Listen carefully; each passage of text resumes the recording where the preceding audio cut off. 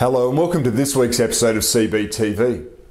Once again, Kevin Rudd seems to be nipping at the heels of Julia Gillard. Speculation continues to mount as to who's actually going to lead the Labor Party into the September federal election. The faceless men of Labor continue to plot and scheme in a desperate bid to save their own skin and protect their influence. The question is, will they go with a failed former Prime Minister in Kevin Rudd, who is loathed by many in his own party, or the current Prime Minister, who is now scraping the bottom of the political credibility barrel?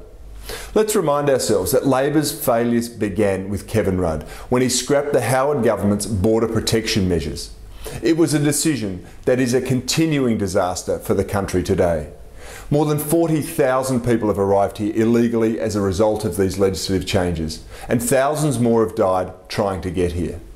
Kevin 07 is also responsible for the disastrous pink bat scheme that is still costing taxpayers money, as well as getting the NBN nightmare rolling and whipping up new school halls at double their usual cost. He started our country on the path to colossal debt that will burden future generations of Australians. And what about our current Prime Minister, Julia Gillard?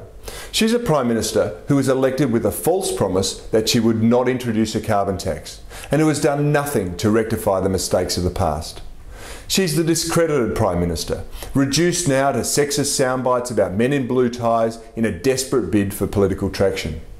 Julia Gillard is a Prime Minister that people have now stopped listening to. People simply don't believe anything she says anymore. The faceless men of the Labor Party need to understand that it doesn't matter who the Labor leader is.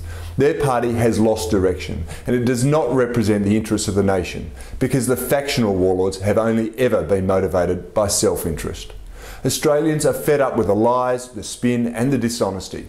They want a prudent and sensible government, because they know that we can't afford 3 more months of this dysfunctional Labor one, let alone 3 more years.